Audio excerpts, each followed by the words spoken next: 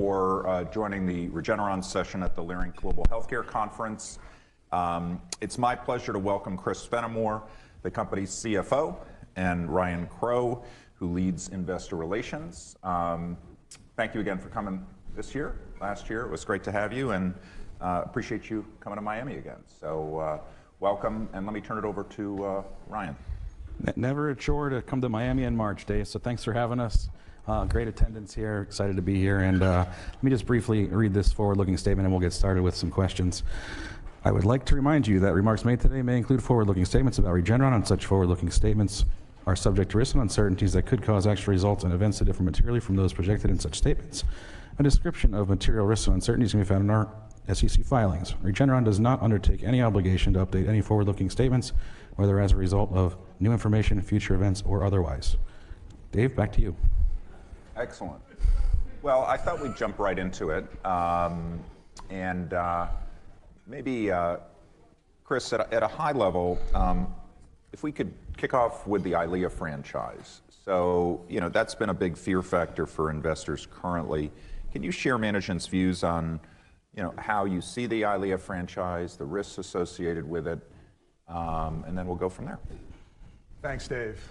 It's been about a year that I've been in the CFO seat, and this is one of the first conferences I did a year ago. So thanks for having us back, and it's always a pleasure to be at the conference. So as we look at the EYLEA franchise, we recognize that investors are focused on EYLEA and what it means for the business. We are obviously laser focused on doing all that we can to drive the uptake of EYLEA HD, and then also preserve share of EYLEA in what is a competitive market.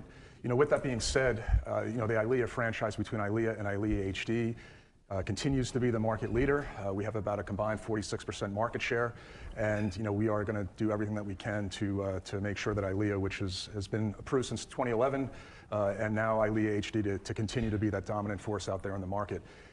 With that being said, we recognize there are opportunities to increase and enhance the profile of the product and the competitiveness of the product, and we are doing all that we can on that front. There are three key areas that we have talked about that we are focused on. One is a prefilled syringe for EYLEA HD. That is something that physicians have been looking for, and we are doing all that we can to bring that forward. We expect that to launch in the middle of this year. There is also dosing flexibility that patients are looking for, and that's every 4-week dosing. We expect that enhancement to the label second half of this year. And there's also RVO. So RVO is about 20% of the EYLEA business right now, and having that incorporated into the label, we believe will provide physicians with a product that has the greatest breadth in terms of indications that are out there.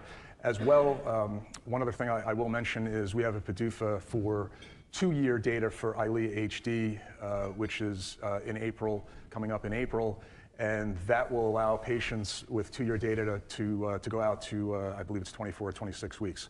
So once all of those enhancements are on the label, we think EYLEA HD will be positioned to have all the indications that they're looking for, as well as the highest level of dosing flexibility. Excellent, excellent. So I wanted to ask additional questions on EYLEA, but just to keep it high level to start. In terms of share repurchase, could you just comment on that? What does management see as underappreciated by the market? Sure, Dave. So, a few things.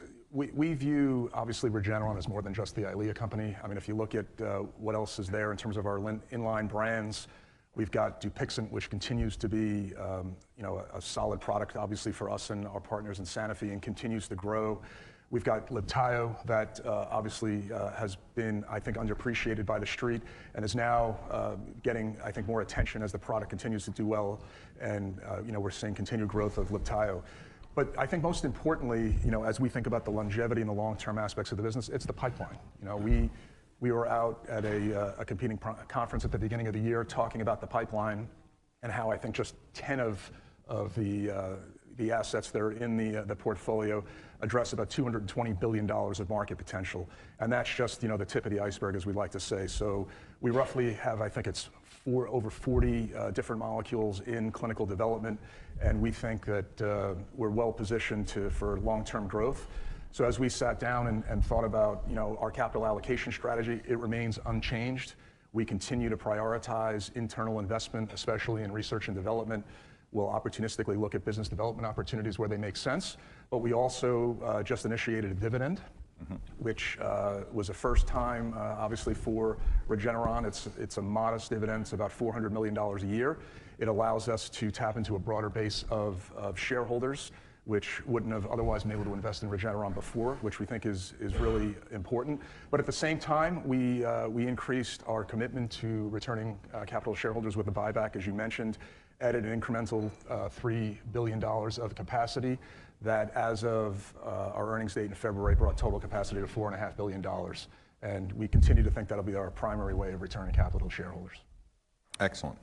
And just turning to the pipeline, so for this year, could you just touch on, and we can go into maybe some details later, but just touch on some of the big pipeline cards turning over? I know you have several.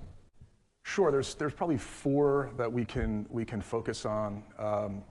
There's basically fianlimab, which is being studied in combination with Libtayo. We'll see data from first-line metastatic melanoma in the second half of this year.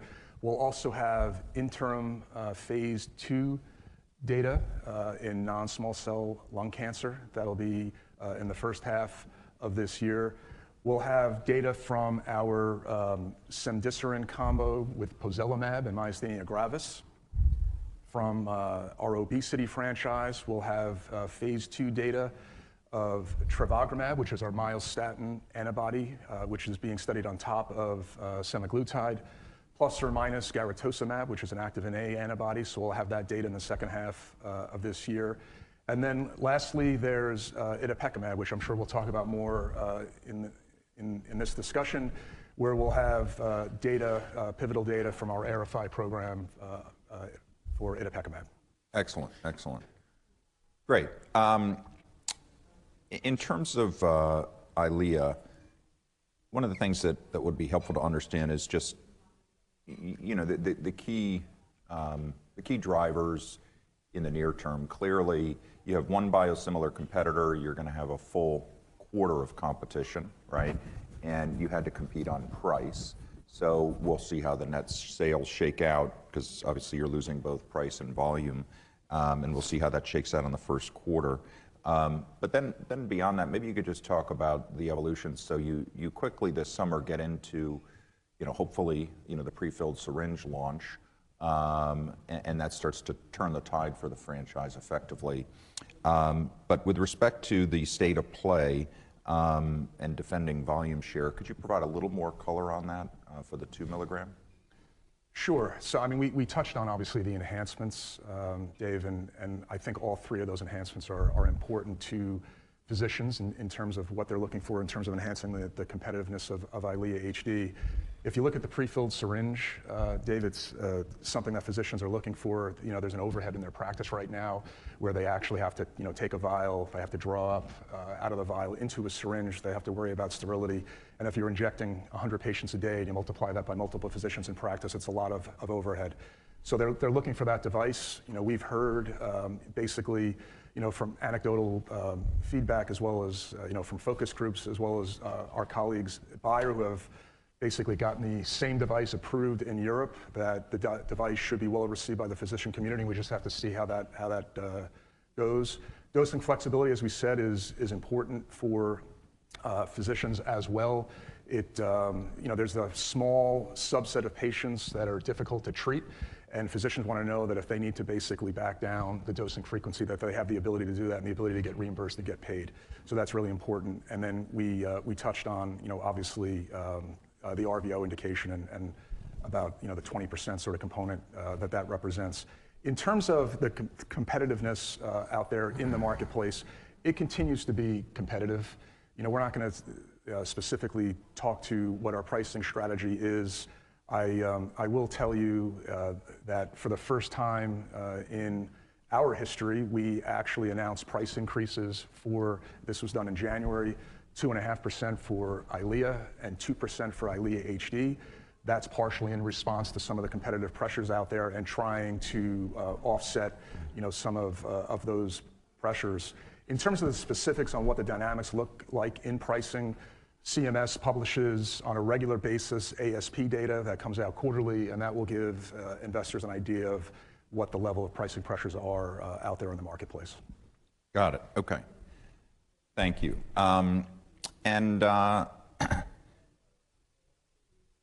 Just turning to physician customers so we understand, maybe get a little bit better sense for what percentage of the customer base is part of a group that is creating a lot of leverage to negotiate. How would you characterize the percentage mix of large group practice volume? Sure. I don't think we're going to get into specifics on percentages, but maybe just to give some qualitative background on what the market is like out there. Private equity has been very active in the retinal physician space, and they've been rolling up practices. Some of them are fairly sizable when you look at the number of physicians and the revenue opportunity there. In addition, some of these private equity practices, they've been achieving some exits, so they've actually sold some of these roll-ups to what you would think of as traditional distributors. So that's an interesting dynamic, and we continue to watch that. But even if you look at these large practices that you're talking about, some of the smaller practices belong to group purchasing organizations, and they are basically trying to, as they look at the competition themselves and trying to run their practice and practices in the most efficient way possible, they want to get the buying power that some of these larger physician groups have, so they join these group purchasing organizations, and that obviously puts pressure on pricing and dynamics as well. Got it. Okay, thank you. So then turning to Dupi, what can you tell us about the adoption of Dupi and COPD so far? When do you think it'll start to meaningfully be reflected in revenue? So it's early days, obviously, in the launch. We're encouraged by what we're hearing from the physician community. This is, a group of respiratory specialist pulmonologists that have used Dupixent for asthma. So this is obviously not a new therapy for them. What we're hearing is they're encouraged. We've heard some anecdotal evidence of patients that have been difficult to treat and have had some initial good responses, which is great. We're seeing it in the NBRX data if you look at the NBRX data for the launch and you sort of align that to other Dupixent launches, compare it to the respiratory launch for Dupixent historically, doing better. So all good signs. From a reimbursement perspective, I think we've got 85% of commercial lives covered. I think it's 90% of Medicare lives covered. So all good on the reimbursement front as well. So now it's just watching the launch and just ensuring that between ourselves and Sanofi that we're doing all possible to bring what we think is an innovative therapy to these patients. Excellent. Yeah. And then turning to additional Dupi indications that are ahead, could you remind us about those, including the potential timing of launches of those? Sure. So we have two PDUFA dates that are upcoming. One is in CSU. I believe that's April 18th. So that's chronic spontaneous urticaria. The approved therapy right now in that space is Xolair. Based on our understanding, the market research that we've done, only about 15 to 20% of these patients are prescribed Xolair, and somewhere in the neighborhood of 40 to 60% of those patients that are treated either have an inadequate response or no response. So there's plenty of opportunity there to bring Dupixent to these patients where it could be a different alternative for both physicians and patients. So there's an opportunity there. I think the market research, there's roughly 300,000 potential patients in that market, so it's a pretty big opportunity. The other opportunity is in bullous pemphigoid. I believe that's a June PDUFA date. That is a serious disease where a lot of these patients, where there is no good treatment for them, the current sort of standard of care is topical corticosteroids or immunosuppressants, and those typically don't necessarily result in the best outcome for patients. So I think this is a great opportunity to bring an innovative therapy to those patients in need. Not as large as some of the other opportunities. I think it's just north of 25,000 sort of apical patients that are out there. But again, another example of additional growth for Dupixent, and an example of it's literally a pipeline in itself and with multiple products and indications for Dupixent. Excellent. And how does management view the competitive threat from Lilly's Ebglyss? They had said on their fourth quarter call that they were going to be placed on 2 major formularies in March for AD. Could you comment on that? Obviously, we continue to watch the space very closely with our partners at Sanofi. Right now, we haven't seen any notable sort of implications for the AD franchise. I think one thing to remember is anytime there's a new entrant into the market, there will always be some trials that physicians will have with their patients.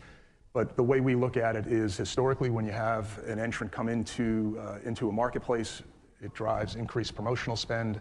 That gets the awareness out there with both patients and physicians, and with Dupixent as the market leader in the space, we think that any expansion of the market will benefit Dupixent more so than might the competition. I think the other thing that we should focus on is the mechanism of action. Dupixent, clearly with its role in type 2 diseases and how broadly applicable it is, a lot of these patients, when they show up either to their allergists or their dermatologists, they present with comorbid conditions, and Dupixent provides them with the offering that if you show up and you've got atopic dermatitis, but you also have asthma, you've got one-stop shopping in Dupixent. So that's one of the key messages that we will make sure gets out there with both physicians and patients. That makes a lot of sense. Great. So let's pivot to itepekimab. So the itepekimab phase 3 COPD trials had passed an interim futility analysis back in 2023. Could you remind us about what you said on that specific interim analysis, and then discuss what the study's powered to demonstrate this summer? Sure. I would say not all of that information is available for me to talk about today, but I'll do my best. The interim analysis was performed after a certain proportion of patients had reached a certain time point in the study. And there was an efficacy bar that was evaluated by an independent data monitoring committee, and us and Sanofi were notified that the trial should continue unchanged, and it has. And we're now looking at a readout in the second half of this year. We did not disclose the bar, and Sanofi and Regeneron are totally blinded to the data. So we're excited about that. We think there's a good reason to believe that IL-33 and itepekimab could be a real important therapy in COPD. We not only have this past interim futility analysis, but we also have some very supportive phase 2 data that we've published, where in former smokers, which is the target population of the AERIFY study, itepekimab reduced annualized exacerbation rate by 42% and improved lung function by 90 mLs, which is an important thing because many had believed that COPD was a disease that was irreversible. It caused irreversible damage to the lungs, and we are showing that with IL-33 and itepekimab in the phase 2 studies, as well as with Dupi, that's actually not true. And with the proper intervention, you can improve lung function over time. So I think we haven't provided the powering assumptions for the AERIFY program. They're similarly sized to the Dupixent COPD program, around 1,000 patients each. There's a slightly more patients in the AERIFY 2 study, as there is a small cohort of current smokers that were included, but importantly, those patients will not count towards the primary analysis of the AERIFY 2 study. It was a regulatory request that we accommodated, and so there will be a small sliver of patients that are current smokers in the AERIFY 2 study that we'll learn about, but won't be in the primary analysis. Okay, that's very helpful color. Thank you. And the opportunity, and obviously you're not providing explicit guidance, but the opportunity is for itepekimab to treat more patients than Dupixent. Could you just frame that out? Because clearly, that is something that, my sense is that, Regeneron sell-siders haven't really possibly modeled appropriately, but would love to hear. Yes, I'd say that's correct. There's actually only a minority of analysts are actually modeling the itepekimab opportunity even today as we close in on the readout. So that's something we'll need to try and hopefully fix with the positive data. The addressable population for itepekimab is former smokers, regardless of eosinophilic phenotype, and that in the G7 comprises around 1 million patients, half of which are in the U.S. Dupixent, on the other hand, is approved in patients, current or former smokers, that have EOS at baseline above 300 microliters per unit. So there is an overlapping population. That would be the former smokers with high EOS. There is a pre-specified subset of patients in the AERIFY program that will look at annualized exacerbation rate reduction in those specific patients. And in fact, in phase 2, we saw that they were better responders than patients that had lower eosinophils. So we're excited to see that. It could end up being itepekimab could be more effective in these patients with higher EOS, and we certainly would want physicians to learn about that, and it'll be part of the study in its readout. So overall, there is an overlapping population, but a bigger opportunity for itepekimab than for Dupi in COPD based on the target population. And have you disclosed the LOE for itepekimab? We have not. Okay. I think we'll probably wait until certainly the readout, possibly the approval before we get into patent life. Okay, great. So I wanted to pivot to Factor XI. Could you discuss at a high level what options Regeneron is considering for phase 3 development and when you plan to update investors? Sure. So our approach in Factor XI is using 2 antibodies to create a tailored approach to anticoagulation. We have one antibody that targets the catalytic domain and really maximizes antithrombotic activity. And we have another antibody that targets the A2 domain on Factor XI, which we think will reduce bleeding risk and still have adequate antithrombotic activity to compete with current standards of care in certain settings. So our approach is really, could one antibody where you want to maximize anticoagulation, such as in a stroke prevention setting, this might be right for the catalytic domain antibody, where there are other settings that are where they're not getting treatment, and we believe that DOACs are only treating around half of the addressable population, where the A2 domain antibody 9933 may be more appropriate. So we're looking to improve the standard of care, but also expand the market. And we're going to do that hopefully through a combination of better safety and better efficacy in various indications. We haven't been specific and provided a roadmap for the development program as yet. We believe there is some competitive advantage to keeping that in-house. And as these programs get listed on clinicaltrials.gov, I'm sure people will notice, and then we'll begin to talk about them in more real time. I'd say there are a few indications that are going to be smaller and will take will be shorter trials to run and could lead to a faster path to market, while other opportunities are going to require a large population in order to show a stat sig improvement on the endpoints that we'll look at. Excellent. All right, great. So have you said whether you're considering partnering for some of those large indications? So we haven't said anything about partnering, Dave. I mean, obviously, we evaluate the merits of each of our programs. We look at the risk, and we look at what the commercial opportunity would and how to necessarily commercialize various assets. So as you look at Factor XI, we're going it alone right now, but we're open to evaluating things if it makes sense as we go through and think about some of the risks and what some of the trade-offs might be in sharing economics that would be downstream. One other factor, as I alluded to, is you're talking about a population that is a primary care population. And in addition to sharing the financial risks and rewards, it's also thinking about commercial execution and what might be the most efficient way of reaching what is a fairly large physician population. So all things that we'll consider, but right now we're going it alone. Got it. Okay, very good. Then I wanted to touch on the oncology franchise and had a final question. So on the oncology franchise, could you just discuss the evolution of it over the next couple of years? Clearly you have important new launches coming, which are going to leverage the infrastructure that you've invested in. But if you could discuss that in a little more detail. Sure. Maybe I'll look backwards before looking forwards. Our efforts in oncology are really centered around creating the best PD-1 antibody. And we think cemiplimab, Libtayo as its own on the brand side, we think we've achieved that with cemiplimab, and it really is the cornerstone of our entire oncology strategy going forward, where we know that checkpoint inhibition is going to be an important mechanism and something that we can add to in hopes of modulating the immune system to better fight tumors. So cemiplimab, approved in 2018, has reached blockbuster status in 2024, did $1.2 billion and was growing at 40% last year. Excited to see that continue to grow in lung cancer, and more recently with the adjuvant CSCC data that we top-lined a couple of months ago, another opportunity to grow Libtayo in the future, we hope.